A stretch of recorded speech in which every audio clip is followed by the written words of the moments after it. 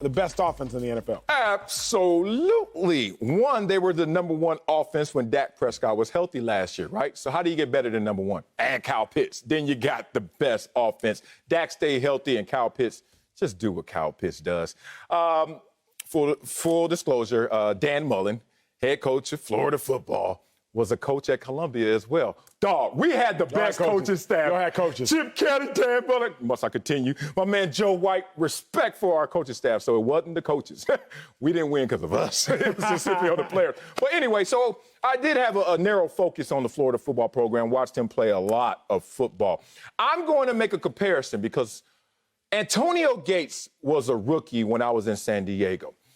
And I remember first day of Antonio Gates comes in with this basketball background, a little shifty, big hips, like, you know, as they used to say, big lower body. So you knew that he had the power, but he also had the shiftiness and was learning the game. He popped year 2. And you could see his athleticism from hello.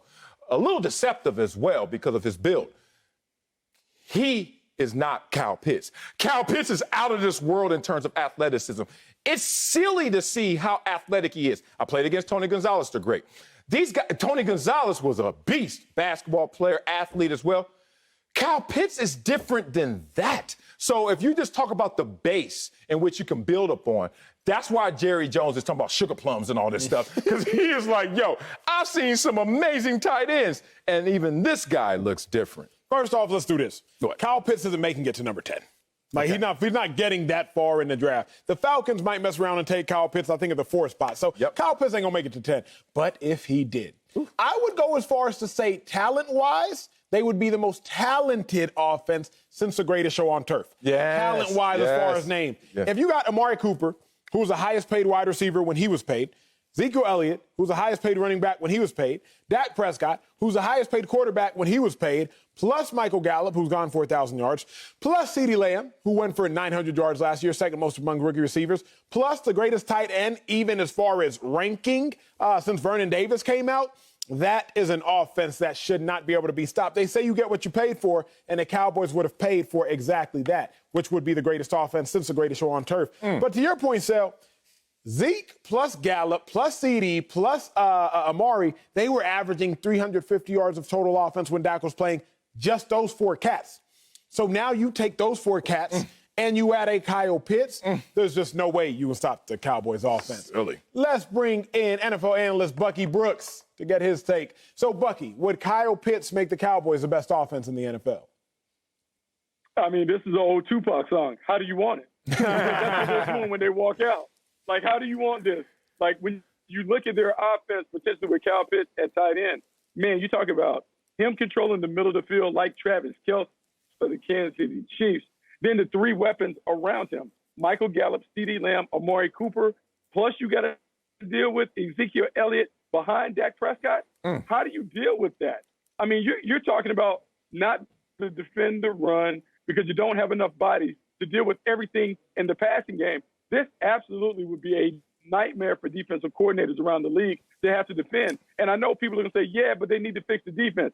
Hey, man, when you're hanging 40 on them, you don't have to worry about the defense playing great. They just need to be okay. And because they can put so much pressure on the opposing team, you no longer can play balance if you're the opposition. Man, if I'm Jerry Jones, no wonder you have sugar plums dancing around your head because Kyle Pitts is a difference maker. He would take them one step closer to getting that Super Bowl title they desperately want.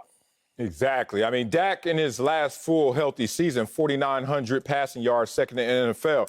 Last year, even though it was a compromised season, averaging 431 yards per game.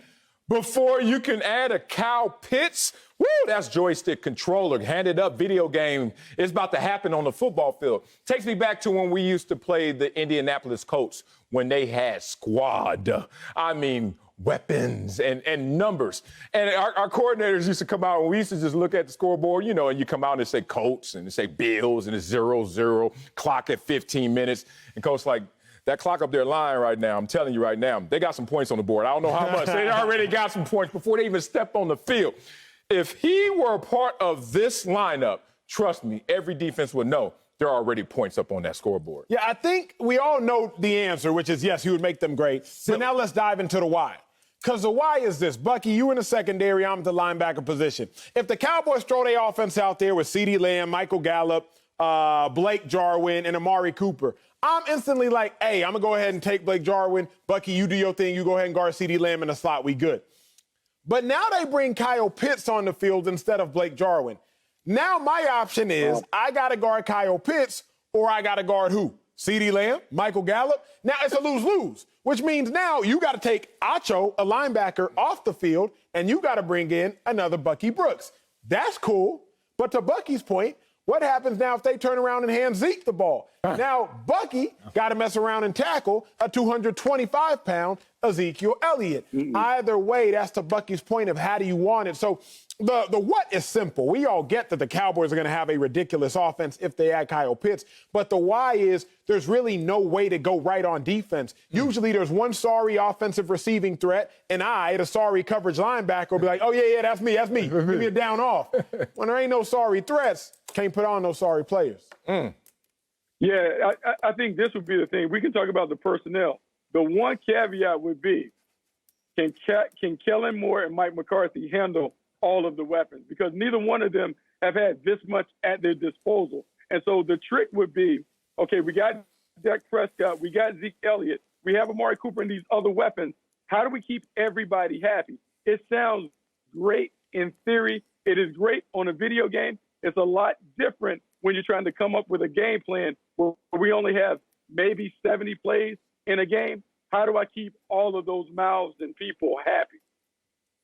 Crazy. First of all, I would just say, look at this lineup right here. I like our defense. Bucky up there in the secondary, you got that, all right, well, whatever coverage you want to cover to, I don't give a damn. We got Acho over there in the linebacker position. Mike 51, Acho. And I'm the defensive lineman. Look, first of all, I don't care who y'all guard. Dak ain't getting the ball off if I'm rushing, baby. The young me, before I got hurt me, that's only like 3 games of me. But the point is, we've been here before, guys. When you see everywhere you look, there are just weapons. You know, I was in the league when the Greatest Show on Turf was out there. Can't remember playing them. Maybe that's because I don't want to remember playing them because they probably waxed us. But the point is, when you see all those weapons, Bucky brings up an amazing point. Before we even have to defend them, we got to look at them for friendly fire because they all want the ball. They all sitting there in those coaches' meetings saying, it's on me, it's on me, on me.